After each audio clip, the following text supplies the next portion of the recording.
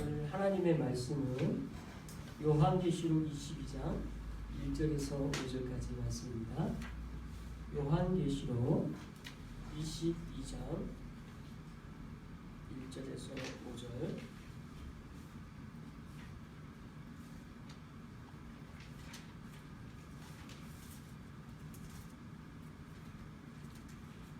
한 절씩 교독하겠습니다. 또 그가 수정같이 맑은 생명수의 강을 내게 보이니 하나님과 및 어린 양의 보좌로부터 나와서 길 가운데로 흐르더라. 강 좌우에 생명나무가 있어 12가지 열매를 맺되 달마다 그 열매를 맺고 그 나무 잎사귀들은 만국을 치료하기 위하여 있더라. 다시 저주가 없으며 하나님과 그 어린 양의 보좌가 그 가운데 있으리니 그의 종들이 그를 섬기며 그의 얼굴을 볼터이요 그의 이름도 그들의 이마에 있으리라. 다같이 다시 밤이 없겠고 등불과 햇빛이 쓸데없으니 이는 주 하나님이 그들에게 비치심이라. 그들이 세세토록 왕 노릇하리로다. 아멘. 전체 성경의 제일 마지막 장에 해당되는 본문을 우리가 같이 읽었습니다. 요한계시록 22장에 대한 내용을 우리가 잘 이해하기 위해 실은 1장부터 우리가 4장, 5장, 그리고 21장, 22장 말씀까지 우리가 거의 5주간에 걸쳐서 말씀을 살펴본 것 같습니다. 그죠? 오늘을 22장의 말씀은 21장의 내용이 바로 한 덩어리로 되어 있는 맥락입니다. 그래서 오늘 본문에 대한 내용은 바로 앞장에 대한 내용이 같이 깊게 연관되는데 실은 이 강에 대한 내용 때문에 그렇습니다. 먼저 22장 1절부터 한번 한 절씩 살펴보도록 하겠습니다. 같이 한번 읽어봅시다. 시작. 또 그가 수정같이 맑은 생명수의 강을 내게 보이니 하나님과 및 어린 양의 보좌로부터 나와서 지난주에 21장에서 1절 말씀 생각나시는지 모르겠는데 21장 1절에 보면 새 하늘과 새 땅이 있다라고 이야기하는 내용 기억나십니까? 1절에 그렇게 나오죠. 그리고 그 새하늘과 새 땅이 있다고 하면서 뭐라고 바로 나오냐면 기존에 하늘과 땅이 없어진 것처럼 보인다고 나와요. 그리고 그 다음에 뭐가 하나 더 없다고 그러는데 뭐가 없다고 나와요? 21장 1절 후반부에 바다가 없다고 나와요. 바다가. 그죠? 그래서 성경 계신 분은 확인이 되겠지만 바다가 없다라는 것이 왜 없었는가를 지난주 설명했습니다. 기억나시죠? 바다가 왜 없다고 그랬습니까? 악의 근원이어서 바다라는 것이 악의 근원이어서 그런 의미에서 바다는 있을 수가 없고 그리고 이 바다라는 곳에서부터 나왔던 짐승들에 대한 멸절 그리고 하나님의 나라에서는 있을 수 없는 것 그것이 악의 근원에 대한 것이 없다라는 것을 그 단어로 이야기했죠. 근데 실제 바다가 있지 않을까? 바다는 이 문자적 의미로가 아니라 상징적 의미이기 때문에 다른 의미로서의 바다가 있을 수도 있겠다라는 생각을 했죠. 근데 오늘 바다가 있다라는 것을 보여주는 맥락으로 오는 성경은 설명되어집니다. 그래서 21장과 22장이 연결되면서 생명의 강이 나오잖아요. 근데 강도 물이고 바다도 물이잖아요. 근데 생명의 근원이 이제 하나님의 보좌로부터 나와서 흘러가는 모습이 22장 쭉 나옵니다. 자 보세요. 1절에 방금 뭐가 나왔냐면 그가 수정같이 맑은 생명수의 강이라고 했어요. 여기서 수정 같다는 말이 뭡니까? 여기서 수정 같다는 말은 우리가 아는 어떤 그 보물, 어떤 보석의 한 종류의 수정이 아니라 옛날에는 거울이 없었단 말이에요. 지금 어떤 모습을 보여주냐면 오늘날은 거울이 있으니까 우리의 모습이 그대로 비치는 게 있잖아요. 근데 그때는 그런 게 없었어요. 근데 지금 이 맥락상 어떤 뜻이냐면 완전히 그 물이 너무 깨끗해서 비춰지는 그 비춰지는 광경이 그대로 비치는 100% 거울처럼. 예, 상상해 보십시오. 거울처럼 바닥에 비치는데 물이 너무 맑아서 똑같이 비치는 하나님의 보좌가 앉아 있는 모습이 있다 그러면 그 강에도 그대로 비치는 거예요. 그걸 수정같이 맑은 생명수라고 표현해요. 그래서 얼마나 맑은지 그대로 비치는 거예요. 그래서 그 맑은 수정과 같은 비침의 모습을 투시되어져서 이렇게 표현하고 있는 것입니다. 그런데 이 생명수의 강이 중요하죠. 여기서 이제 이 생명수의 강이 뭐냐라는 거예요. 이 생명수의 강은 성경 오늘 본문에만 나온 게 아닙니다. 여러 곳에서 나왔어요. 그래서 제가 오늘 속지에 보면 이 생명수 강에 대한 성경 구절을 그 맥락에 대한 설명으로 말씀을 나누고자 준비해봤습니다. 생명수 강에 대한 성경 구절 이렇게 따른 것 같죠. 근데 이 생명수의 강이 어디서부터 시작되냐면 창세기에서부터 시작돼요. 자, 2장 10절 같이 한번 읽어볼게요. 시작. 강이 에덴에서 흘러나와 동산을 적시고 거기서부터 갈라져 내 근원이 되었으니. 예, 여러분 이 말씀 구절 읽은 기억 있을 거예요. 아, 에덴에 있어서 강에 4개의 근원이 있구나. 근데 이 강이 에덴에서부터 흘러나왔죠. 에덴이 하나님께서 이 땅에 우리에게 주어진 첫 근원과 같은 곳에서 이 강물이 흘러서 동산을 적신다라고 표현되어져 있습니다. 이게 처음 하나님께서 만드신 땅의 모습이죠. 강으로부터 그 강의 근원에서부터 생명을 얻어지는 모습을 묘사하고 있습니다. 근데 이 강에 대한 내용이 여기서 끝나지 않고 에스겔서 47장 1절에는 이렇게 47장이 다 강 이야기거든요. 근데 다 기록할 수 없어서 3계절만 집어서 했는데 먼저 47장 1절 보겠습니다. 읽어봅시다. 시작.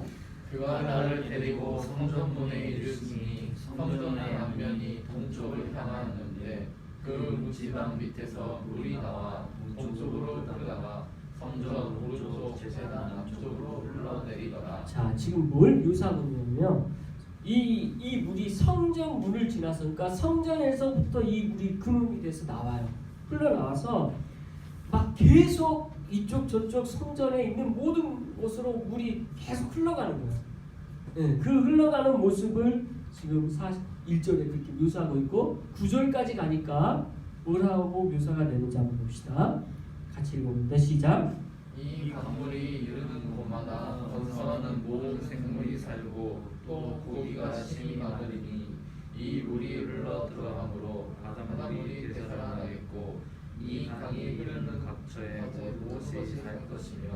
야, 여기서 9절에 바닷물이 나와요. 그러니까 이게 요한계시록과 딱 일치해서 설명이 되는 게 뭐냐면 하나님께서 본래 악의 근원이었던 바다를 두셨거든요.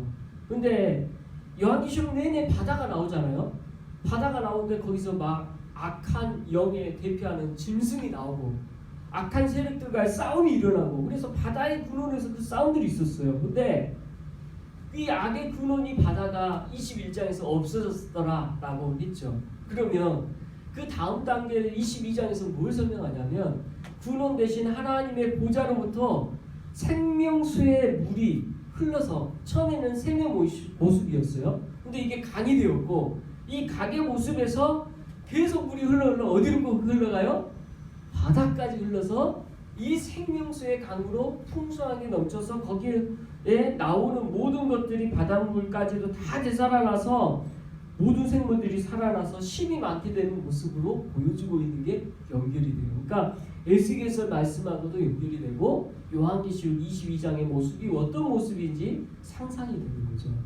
그래서 하나님의 나라는 어떤 것이냐? 악의 근원이 싹채 뿌리 뽑혀서 전혀 없는 것이고 모든 그 전에는 그랬던 것이라 할지라도 바뀌어서 하나님의 영광의 도구가 되는 것들을 보여주는 모습인 게 나타나고 있는 거예요. 자, 이어서 2절 말씀 보면서 에스겔 47장도 봐요. 12절도 봐요. 자, 2절 요한계시록 22장 2절 먼저 봅시다. 같이 읽습니다. 시작. 길 가운데로 흐르다가 강 좌우에 생명나무가 있어 12가지 열매를 맺되 그마다 그 열매를 내고 그 나무 잎사귀들은 만국을 치료하기 위하여 있더라. 자, 여기서도 재밌는 묘사가 있는데요. 길 가운데 이제 흘러요. 이 강이 그 보좌로부터 흘러나와서 어떻게 흐르는지를 우리는 잘 알 수 없어. 상징적 묘사니까. 그런데 흘러서 강 좌우에 생명나무가 있어서 나무에 열매를 맺는데 12가지 열매. 이게 12가지라는 말이 참 상징적 숫자잖아요. 딱 12개 개수를 어떻게 셌을까 싶기도 하고, 그죠?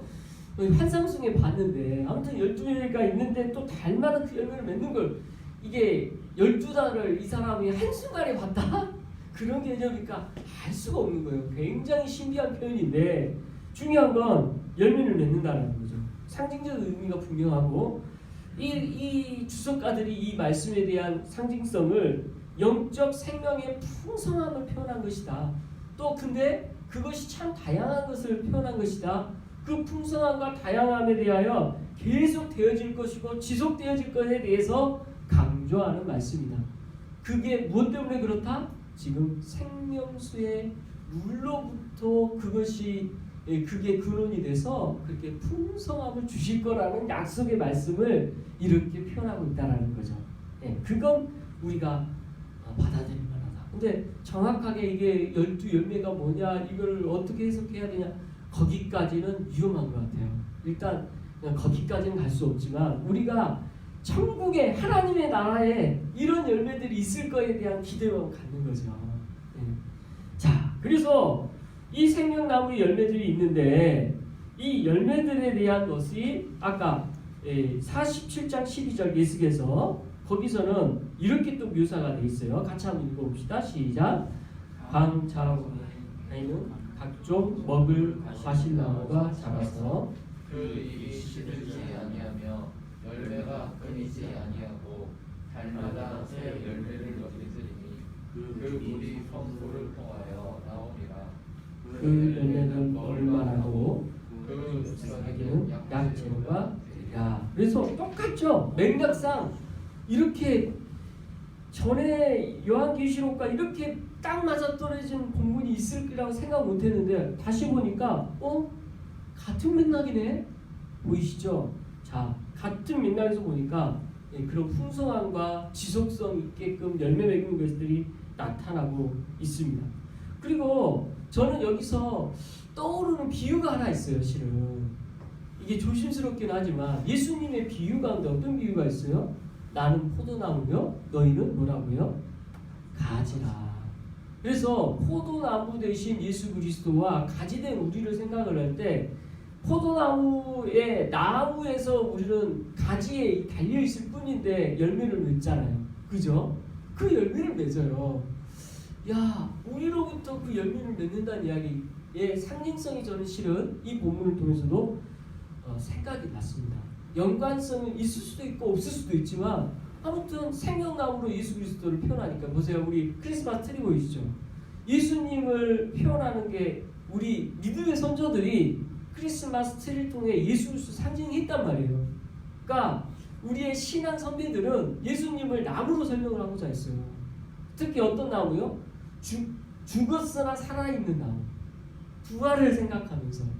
실은 지금 플라스틱으로 만들어서 죽어있는 나무지만 옛날에는 참나무로 했단 말이에요.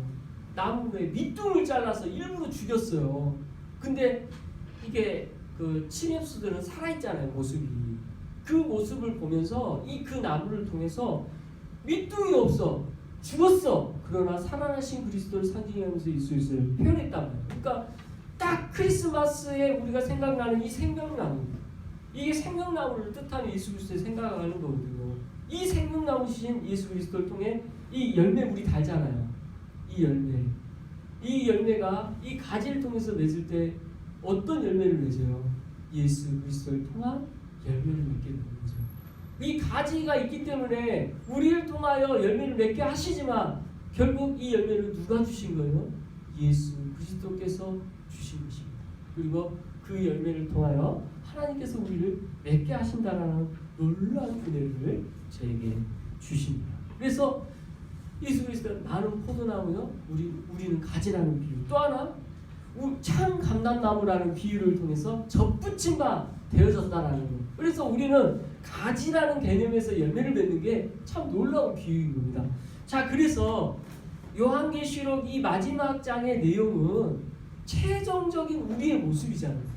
최종적인 우리 약속의 말씀인가 동시에 우리가 어떻게 열매를 맺어서 하나님께 나타내어지는가에 대한 약속의 말씀이기 때문에 너무 의미가 있는 거죠. 자, 그래서 이 열매 맺음에 대한 말씀을 지금 에스겔서 47장 12절 말씀을 통해 보여주고 마지막에 그 마지막 부분에 보면 무슨 내용이 또 나냐면 그 물이 송수의 나무이라 라고 나오면서 그 열매를 먹을 만하고 그 잎사귀는 약재료가 된다는 거죠. 그죠? 이게 잎사귀가 약재료가 된다. 근데 이게 오늘 2절 요한계시록 22장 2절 마지막 부분은 뭐라고요? 그 잎사귀는 만국을 치료하기 위해서 있더라 라고 나오죠. 같은 해석인데 뉘앙스가 우리나라 번역이 조금 더 약해요. 왜냐하면 원어를 찾아보니까요, 이 말씀에 대한 그 원어적 설명에 대한 그 표현이 잎사귀는 치료를 위한 것이다라고 요한계시록도 번역되는 게 더 정확한 표현이에요. 잎사귀는 치료를 위한 것이다. 그래서 그 나무 잎사귀는 치료를 위한 것이다. 그러면 대상이 위한 누구냐? 만국이라고 표현되어 있잖아요. 그러니까 여기서의 만국은 믿는 자들을 뜻해요. 과거, 현재, 미래 예수 그리스도를 믿는 모든 사람들, 그들이 어떻게 열매를 맺어요? 잎사귀를 통해서 열매를 맺어요. 우리가 생각을 해보세요. 나무를 통해 가지가 열매를 맺기 위해서는 뭐가 꼭 필요하니까? 광합수장이 필요하잖아요. 그러려면 잎이 그 역할을 하잖아요. 그러니까 그 잎을 통해서 하나님께서는 열매를 맺기 위한 회복이요 치료의 통로가 되는 거예요. 그래서 예수 그리스도의 뿌리로부터 그 나무로부터 모든 활력을 받아서 그 잎을 통해 그걸 모든 걸 만들어서 열매를 맺게 하는. 참 오늘날 봐도 이 표현과 맥락의 내용들은 너무나 기가 막힌 것 같아요. 그래서 우리가 열매를 맺는 것은 무엇 때문에 맺는 것이냐? 첫 번째, 예수 그리스도가 생명 나무이시기 때문에 열매를 맺는다. 두 번째, 우리는 그거 나무의 가지로 붙어있기 때문에 열매를 맺는다. 세 번째, 생명수가 공급화되어져서 생명수로부터 나뭇잎이 회복되게 해줘서 우리가 열매를 맺는다는 것을 보여주는 거죠. 자, 그럼 저와 여러분 오늘 요한계시록 말씀을 통해 한 가지 적용할 수 있는 게 뭐겠습니까? 바로 예수 그리스도에게 우리가 붙여져 있어야 된다는 거죠. 가지로 있으면 되는 거예요. 열매 맺는 거예요. 우리가 다른 게 중요한 게 아니라 가지로 붙어 있는 거. 이건 믿음인 거잖아요. 우리에게 주신 믿음으로 붙어 있는 것이 이 모든 것의 근원인 거예요. 우리에게 있어서 예수 그리스도 생명나무라는 사실을 믿고 가지로 붙어 있으면 되는 것입니다. 이게 우리가 성탄절 예배를 통하여 고백해야 될 신앙 고백인 거죠. 자, 그러면서 오늘 또 22장 3절 말씀으로 이어서 보겠습니다. 같이 한번 읽어봅니다. 다시 시작. 다시 저주가 없으며 하나님과 그 어린 양의 보좌가 그 가운데 있으리니 그의 종들이 그를 섬기며. 자, 여기서 다시 저주가 없으며 라고 나와요. 여기서 다시 저주가 없다. 이게 참 중요한 말이거든요. 여기서 저주가 뭐지? 왜 저주란 말이 나왔지? 어디서부터 이 저주라는 말이 연결되지? 근데 저는 저주가 없다는 말이 21장에서 바다가 없다는 것과 연관해서 볼 때 첫 번째 저주가 없는 우리의 제일 큰 특혜는요, 바다가 없는 거예요. 악의 근원이 없는 거. 악의 근원이 없는 것이 천국에서 제일 큰 기쁨이죠. 우리를 유혹할 만한 것들이 없는 거예요. 그 뿌리 자체가 없는 거예요. 하나님의 나라에서는 우리에게 넘어질 만한 시험거리로 주신 그것 자체가 없는 거예요. 와, 그거 너무 감사하지 않습니까? 솔직히 저 그게 걱정되더라고요. 하나님 나라 또 유혹받을 만한 일이 있으면 어떡하지? 근데 저주가 없다라는 첫 번째 바다가 없다는 거잖아요. 그러면 우리가 애통할 것도 없고 고독할 것도 없고 슬플 것도 없고 눈물 흘릴 것도 없고 모든 악의 근원에 유혹할 만한 것들이 아무것도 없다라는 이게 첫 번째 의미죠. 그 다음에 두 번째 저주라는 의미를 봤을 때 앞에서도 말했지만 창세기가 연결돼요. 왜요? 에덴에서 죄로 인하여 그 악의 문제들이 생기기 시작하잖아요. 그때 저주라는 단어가 나오기 때문에 창세기로 가보는 게 중요해요. 그러면 창세기 때 본래 처음에는 하나님께서 어떤 상태였습니까? 하나님과 교제하는 상태였는데 죄로 인하여 저주받은 상태가 되는 거잖아요. 그 저주받은 상태의 창세기 말씀. 자, 제가 그 속죄의 저주에 대한 성경 구절 몇 개 찾아봤습니다. 많이 있지만 대표적으로 속죄 보세요. 22장 성경 구절. 창세기 3장 16절 말씀 같이 한번 읽어봅시다. 시작. 또 여자에게 이르시되 내가 네게 임신하는 고통을 크게 더하니 네가 수고하고 자식을 낳을 것이며 너는 남편을 원하고 남편은 너를 다스릴 것이라 하시고. 자, 그래서 창세기 3장 16절에 이제 사람의 최초의 사람들에게 주신 하나님의 그 저주가 뭐냐? 여자에게 준 저주가 있어요. 무슨 저주가 있습니까? 임신의 고통. 벌써 우리 지혜가 결혼을 두려워하는 이유 중에 하나가 임신의 고통을 두려워하더라고요. 자, 이게 이 고통에 대한 내용이 여기서 나와요. 고통. 이게 저주라는 거죠. 근데 하나님의 나라에는 생육하고 번성하는 일이 없어요. 그게 이 땅의 소명이지. 거기서 생육하는 의미가 없단 말이에요. 영원한 삶. 그래서 천국에서는 자녀를 낳을 일이 없어요. 이 고통 자체도 없지만 수가 그래서 변할 일이 없어요. 이미 천국에 들어가면. 그래서 이 고통의 저주가 없게 되는 거죠. 그리고 자녀 낳는 것도 없게 되는 거예요. 그래서 분명히 여자에게 주는 또 다른 어려움이 남편을 원하고 남편은 너를 다스릴 것이라는 이 질서 또한 없어요. 그렇죠? 그것 또한 저주였으니까요. 자, 창세기 3장 17절. 이제 아담에 대한 내용입니다. 같이 한번 읽어봅니다. 시작. 아담에게 이르시되 내가 네 아내 말을 듣고 내가 내게 먹지 말라 한 나무의 열매를 먹었은즉 땅은 너로 말미암아 저주를 받고 너는 내 평생에 수고하여야 그 소산을 먹으리라. 자, 아담에게 말씀하신 이 내용 또한 우리가 잘 살펴봐야 됩니다. 아내 말을 듣고 그렇게 먹어서는 안 되는 걸 먹었기 때문에 너는 무슨 저주를 받아요? 땅은 너로 말미암아 저주를 받고 땅이 너로 말미암아 먼저 저주를 받는 거예요. 그러니까 땅에 대한 저주가 누구로부터 있어요? 사람으로부터 있어요. 그래서 로마서에서 보면 이 땅들이 심오하고 아파하는 게 묘사가 되죠. 그래서 마지막 날이 섞여 올 걸 모든 피조물들이 아파하며 기다린다라고 설명됩니다. 이게 이 저주가 누구로부터 시작돼요? 아담으로부터 시작돼요. 그리고 그 저주 때문에 너는 평생 수고해야 소산을 먹는 그런 우리는 저주를 받게 되고 18절 창세기 3장 18절 계속 읽어봅니다. 시작.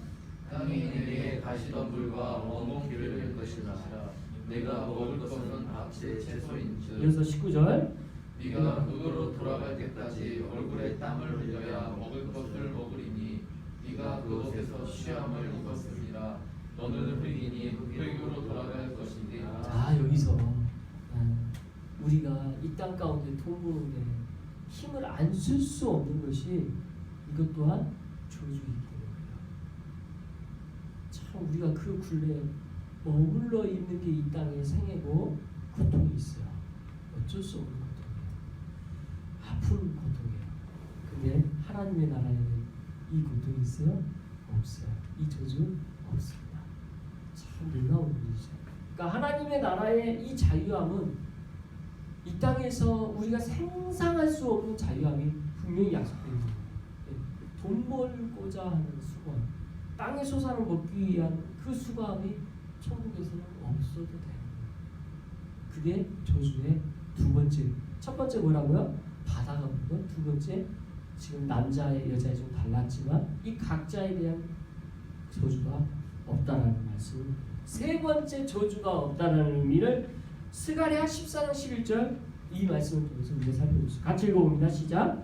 사람이 그 가운데 살며 다시는 저주가 있지 아니하리니 예루살렘이 평안히 서리로다. 자, 세 번째 저주가 없다라는 의미는 예루살렘에서 평안함에 달한 거예요.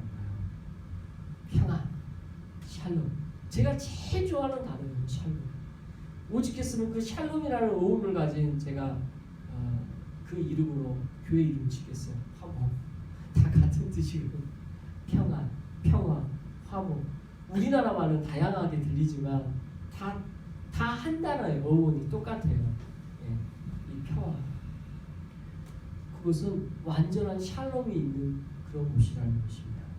하나님의 나라는 완전한 평안이 있다는 거예요. 그러니까 우리가 평안하다라고 했을 때 이 평안의 개념을 우리가 이 땅에서 완전히 알 수 있을까? 저는 실은 없다고 생각해요. 왜냐하면 이 완전한 평안을 한 번도 경험을 해보지 못했거든요. 근데 중요한 건 하나님의 나라 함께 있을 때 기쁨 있잖아요. 내가 하나님의 자녀가 됐다라는 기쁨 있잖아요. 그게 늘 충만한 상태가 저는 평안이고 화목이고 샬롬인 줄 믿습니다. 하나님과 함께함으로 주시는 그 기쁨을 여기서는 평안이라는 단어로 표현하는 거예요. 그게 저주가 없다는 뜻과 같은 거예요. 그래서 세 가지 의미로 저주에 대한 것을 제가 정리를 해봤습니다. 첫 번째 뭐가 없다? 바다가 없다. 두 번째 각자 남녀에게 주어진 저주가 없다. 세 번째 평안을 주신다라는 거예요. 평안 이 평안을 우리에게 주셨습니다. 이 세 가지로 설명되어지고 저주가 없으며 그래서 3절 후반부로 이제 계속 살펴봅니다. 다시 3절 같이 한번 읽어볼까요? 시작. 다시 저주가 없으며 하나님과 그 어린 양의 보좌가 그 가운데 있으리니 그의 종들이 그를 섬기며. 자 여기서 하나님과 하나님의 어린 양, 그의 어린 양 예수 그리스도의 보좌가 그 가운데 있으니 하나님의 그 영광스러운 모습을, 그러니까 저주가 없으며 라고 하면서 없는 것 대신에 있는 것이 뭐냐라고 말씀하는 거죠. 그래서 저주가 없는 네 번째 뜻이 여기서 나와요. 이게 뭐냐? 하나님과 하나님의 어린 양의 보좌가 그 가운데 있으며 그들이 그의 종들이 그를 섬기는, 그러니까 하나님을 섬기는 일이 그렇게 연결되어서 있다라는 것으로 성경을 말씀하고 있는 것입니다. 그래서 이 네 가지로서 저주가 없다는 말씀을 우리가 살펴보게 됐습니다. 이어서 4절 말씀 같이 한번 읽어보겠습니다. 시작.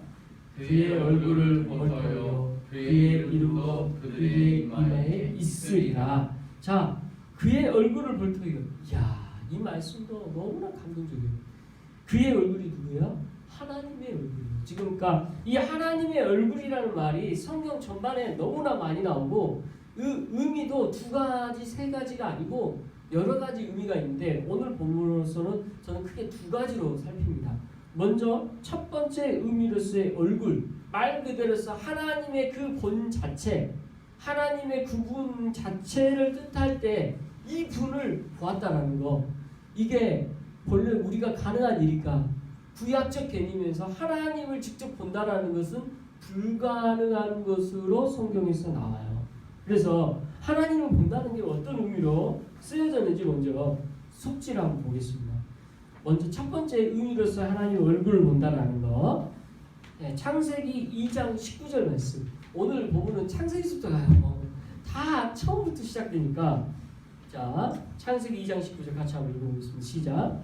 여호와 하나님이 흙으로 각종 들짐승과 공중의 각종 새를 지으시고 아담이 무엇이라고 부르나 보시려고 그것들을 그에게로 끌어 가시니 아담이 각 생물을 부르는 것이 곧 그 이름이 되었더라. 자, 이게 여기서 뭘 말하고 있냐면 아담이 처음 하나님과 어떤 일을 하고 있어요? 지금 하나님과 이름 짓는 일을 하고 있어요. 하나님 이렇게 보시고 어떻게 잘 알아보시고 하나님과 대화하고 하나님과 함께하고 있는 자연스러운 모습을 창세기 2장에서는 보여주고 있습니다. 그러니까 처음 인류가 하나님 앞에 만들어졌을 때에는 어떤 모습이요? 하나님의 얼굴 볼 수 있었다 없었다? 있었다라는 거죠. 처음에 본래 볼 수 있었어요. 그런데 볼 수 없게 되는 시점이 언제부터입니까? 아담이 죄를 짓고 난 이후로부터는 볼 수 없어요. 아담아, 아담아, 내가 어디 있느냐라고 하나님께서 찾으실 때 아담이 숨어 있었잖아요. 볼 수 없게 되는 시작입니다. 그리고 4장 창세기 4장 14절 가인에게 하신 말씀에 대한 내용, 가인과에 있었던 내용이 14절인데 그것도 같이 읽어보겠습니다. 시작. 주께서 오늘 이 지면에서 나를 쫓아내시온즉 내가 주의 낯을 배웁지 못하리니 내가 땅에서 피하며 유리하는 자가 될지니라. 물은 나를 만나는 자마다 나를 죽이겠나이다. 자, 이 가인이 하나님께 지금 말씀드리는 거예요.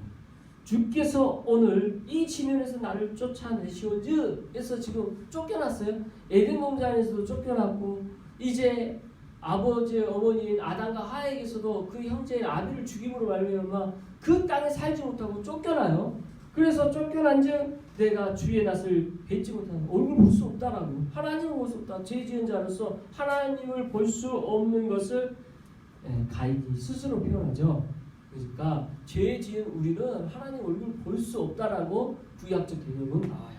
그 다음에 출애굽기 33장 19절 20절에도 똑같은 맥락으로 또 나오는데 같이 한번 19절 20절 읽어보겠습니다. 시작. 여호와께서 이르시되 내가 내 모든 선한 것을 내 앞으로 지나가게 하고 여호와의 이름을 내 앞에 선포하리라. 나는 은혜 베푼 자에게 은혜를 베풀고 긍휼히 여길 자에게 긍휼을 베푸니라. 또 이르시되 내가 내 얼굴을 보지 못하리니 나를 보고 살 자가 없음이니라. 출애굽기 33장에서는 그래서 이제는 내 얼굴을 볼 수 없다. 보고 살 자가 없다라는 말씀을 하시면서 구약에서는 하나님의 얼굴을 볼 자가 없음으로 표현되어지고 있어요. 이게 본래 구약적 개념의 뜻이에요. 그러니까 하나님의 얼굴을 본다는 건 하나님의 본체를 보는 것이고 하나님의 본체를 본다는 것은 죄에 있는 우리로서는 죽는 일과 같다는 거죠. 그런데 잘 보세요. 요한계시록 22장에서 뭐라 그래요? 볼 것이요. 하나님 얼굴, 그의 얼굴 본다고 나와요. 이게 가능하냐? 가능하게 돼요. 뭐 때문에? 예수 그리스도를 통해서 가능하게 돼요. 그게 어디서부터 나오냐? 요한복음 1장 18절에 먼저 나오죠. 한번 읽어보겠습니다. 시작. 본래 하나님을 본 사람이 없으되 아버지 품속에 있는 독생하신 하나님이 나타나셨느니라. 그래서 하나님의 본래 본 사람이 없었으나 하나님의 품에 이기셨던 예수 그리스도를 통해서 이 땅에 나타나시고 나면 하나님 얼굴을 볼 수 있게 된 거예요. 거기서부터 우리가 알게 되는 거죠. 그리고 예수님이 이렇게 말씀하신 마태복음 5장 8절 밑에 있죠. 탈복에서 이렇게 말씀하십니다. 같이 읽어봅니다. 마음이 청결한 자는 복이 있나니 그들이 하나님을 볼 것이요. 하나님을 볼다라는 말씀으로 예수님은 하나님을 볼 수 있다라는 말씀을 이렇게 연결시키면서 구약적 개념에서는 하나님의 얼굴을 볼 수 없다는 분명히 나왔죠. 그러나 예수 그리스도를 통하여 얼굴을 볼 수 있게 되었으므로까지 연결되어진 것이 쫙 나와요. 이제 하나님의 얼굴에 대한 개념이 여기서 1차적으로 끝나요. 근데 이 얼굴에 대한 개념이 또 뒤에 또 나옵니다. 그때 다시 설명하도록 하고, 자 다시 한번 우리가 4절 말씀, 오늘 본문 22장 4절 다시 한번 읽어봅니다. 시작. 그의 얼굴을 볼터이고 그의 이름도 그들의 이마에 있으리라. 그래서 전반전 볼터이어, 얼굴을 볼터이어까지만 봤죠. 그 다음에 그의 이름도 그들의 이마에 있으리라. 이걸 이제 보려고 그래요. 하나님의 이름을 새긴다. 이름을 새기는 게 뭐냐? 도대체 하나님의 이름을 새긴다라는 것이 뭐냐? 이게 두 가지를 이제 우리가 살펴봐야겠죠. 첫 번째, 이름을 새긴다라는 그 의미가 뭐냐? 그러니까 구약에서의 이름을 새기는 거. 그러니까 이게 군동 지역에 이름을 새긴다라는 거. 그 이름이 뭐죠? 이름이 그 인격을 뜻하는 거죠. 여러분 다 이름 있고 사물에게도 이름을 지어주지만 그 어떤 이름을 준다라는 것은 의미를 부여하는 거죠. 저는 김춘수의 꽃이라는 그 시가 참 중고등학교 때 알게 됐을 때 참 의미를 그때 좀 발견하게 됐는데, 꽃의 이름을 줌으로 말미암아 달라지게 되잖아요. 이름을 부여할 때 달라지는 거죠. 네, 근데 우리에게 있어서의 이름은 그 사람 인격 전체를 뜻하는 거지 몸뚱이만 이야기한 것이 아니죠. 얼굴만 이야기하는 게 아니죠. 그 전체를 말하는 거죠. 그런데 이름을 새긴다는 것도 뭐예요? 새긴다. 새긴다는 것은 지금 계시록 3장 12절에 속지에 보면 이렇게 나옵니다. 같이 한번 읽어보겠습니다. 시작. 이기는 자는 내 하나님 성전에 기둥이 되게 하리니 그가 결코 나가지 않으리라. 내가 하나님의 이름과 하나님에서 곧 하늘에서 내 하나님으로부터 내려오는 새 예루살렘 이름과 나의 새 이름을 그에게 기록하리라. 자, 여기서 새 예루살렘 이름과 나의 새 이름을 그에게 기록한다는 건 나요. 그래서 한마디로 요약하면 이런 거예요. 이름을 새겨서 기록하는 것은 소유가 된다는 뜻이에요. 여러분 책을 새로 사면 제일 먼저 하는 저는 작업이 제 이름 스티커를 붙이는가 도장을 찍던가 이름을 쓰는 게 제일 첫 번째. 그렇잖아요. 내 거라는 소유를 표현하기에 마치 그렇게 되어지는 거예요. 하나님의 이름을 새기는데 여기서 새 예루살렘 뭐예요? 지난주에 새 예루살렘 살펴봤죠? 뭐였습니까? 새 예루살렘 결국 교회였죠. 새 예루살렘 또 뭐였어요? 하나님의 신부로 표현됐죠. 이 새 예루살렘, 그러니까 우리를 뜻하는 거예요. 이 새 예루살렘에 이름을 새겼다. 이거는 뭐예요? 하나님의 이름을 새긴 것은 하나님의 소유가 됐다라는 뜻이 됩니다. 자, 그래서 이 4절 말씀을 우리 정리해 보면 이런 뜻입니다. 결국 얼굴을 본다라는 건 뭐예요? 얼굴을 본다는 것은 하나님의 나라에 들어갈 수 없는 존재고 죄 때문에 갈 수 없는 존재인데 이제는 하나님의 나라에 완전히 회복되어서 그 영광 가운데 우리가 들어갈 수 있다는 거. 우리 죄 문제가 다 해결돼서 하나님께 함께 할 수 있다는 뜻을 뜻하고 그의 이름도 그의 이마에 있으리라 하는 말씀은 결국 하나님의 소유가 되었다는 뜻이에요. 이 두 가지를 함축해서 하나님의 나라에 들어가서 있을 일을 딱 보여주는 제일 놀라운 변화를 함축적으로 상징하며 설명하고 있어요. 그러니까 기억하세요. 우리는 하나님의 얼굴을 볼 것이요 그의 이름도 그들의 이마에 있으리라. 네, 아멘. 자, 이어서 5절 말씀 같이 읽어보겠습니다. 다시 시작. 다시 밤이 없겠고 햇빛이 쓸데없으니 이는 주 하나님이 그들에게 비치심이라. 그들이 새새도록 왕노릇 하리로다. 그래서 다시 밤이 없겠고 등불과 햇빛이 필요 없다고 표현합니다. 왜 빛이 필요 없냐? 이유 뭐라 그래요? 하나님의 그 영광의 빛을 비추기 때문에 햇빛도 필요 없다. 얼마나 밝으며. 그러니까 하나님의 나라는 어떤 것이에요? 늘 밝은 것이에요. 너무 찬란한 빛이 있는 것이에요. 무엇 때문에? 하나님의 영광의 빛 때문에 그렇다는 것입니다. 그래서 이 영광의 빛을 무엇과 이렇게 바꿔서 쓰냐면 하나님의 얼굴과 바꿨어요. 그래서 빛이 또 아까 전에 하나님의 얼굴이라는 표현에 대해서 우리가 하나님의 나라에 들어가는 회복으로 하나 찾아봤잖아요. 근데 또 다른 하나님의 얼굴에 대한 의미가 비추어진, 비추, 밝은 빛으로 비유해서 또 하나의 나타나는 것을 보여줍니다. 그것을 제가 이제 또 찾아봤어요. 자, 속지 하나님의 얼굴과 빛에 대한 성경 구절 한 절씩 읽어보겠습니다. 계시록 21장 23절 같이 한번 읽어봐요. 시작.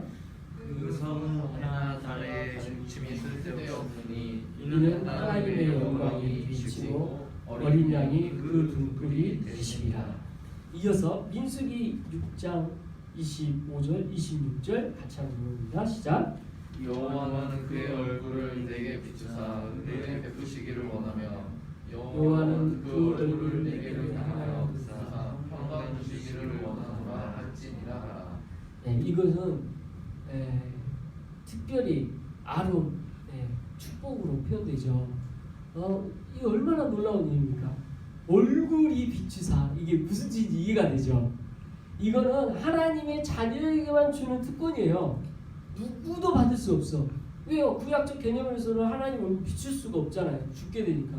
근데 그 모든 것을 용서받고 하나님의 자녀된 이들에게 그 얼굴을 비추사 은혜 베푸시고 평강을 주신다라는 약속의 말씀이니까 그 감격과 감동이 요한계시록을 통해 다시 한번 그 하나님의 나라에 들어갔을 때 그의 축복을 설명하게 되는 것입니다. 이어서 시편 4편 6절 같이 읽어봅니다. 여러 사람의 말이 말이 우리에게 선을 보이자 누구냐하오니 여호와여 주의 얼굴을 들어 우리에게 비추소서. 이어서 31편 16절 주의 얼굴을 주의 종에게 비추시고 주의 사랑하심으로 나를 구원하소서. 67편 1절 하나님 우리에게 은혜를 베푸사 복을 주시고 그의 얼굴 빛을 우리에게 비추사. 시편 80편 3절 하나님이여 우리를 돌이키시고 주의 얼굴 빛을 비추사 우리가 구원을 얻게 하소서. 119편 135절 주의 얼굴을 우리 종에게 비추시고 주의 윤례로 나를 가르치소서. 이렇게 해서 하나님 얼굴과 빛이 비추는 성경 구절까지 이렇게 살펴봤습니다. 어떻습니까? 요한계시록의 말씀을 이렇게 쭉 보니까 우리가 심판의 무서운 말씀이라고만 늘 느꼈는데 이렇게 보니 그렇지 않지요. 요한계시록에 이렇게 마지막 날 우리에게 주어질 하나님의 나라가 어떤 곳인지 성경 전반을 통틀어서 살펴볼 때 얼마나 많은 내용을 담고 있는지 알 수가 있습니다. 다만 상징적이어서 다른 성경에 대한 해석 없이 요한계시록만 따로떼어서 설명하기 너무 어려운 성경이에요. 그런데 잘 살펴보니까 맥락상 키워드가 있어요. 그 키워드를 따라가다 보니까 하나님의 구원 계획과 우리를 향한 하나님의 약속하심이 뭔지를 보여주는 놀라운 성경인 것을 오늘 다시 한번 살펴볼 수 있게 됩니다. 우리는 새로운 피조물입니다. 새롭게 되었습니다. 새 하늘과 새 땅을 갖게 되었고요. 우리는 새 노래를 부를 것입니다. 거룩하다 거룩하다 거룩하다 주 예수여 어서 오시옵소서 마라나타 라고 외치듯이 이 성탄절 의미는 그거예요. 예수님이 탄생을 기념하는 것으로 끝나는 것이 아니라 예수님의 오셨다 그리고 다시 오실 것이다라는 선포함, 이 선포함이 이 성탄의 기간 동안 여러분 삶 가운데 또 2019년 마무리하면서 또 새해를 준비하면서 여러분 안에 넘치길 그리스도의 이름으로 축원합니다. 아멘. 함께 기도하겠습니다.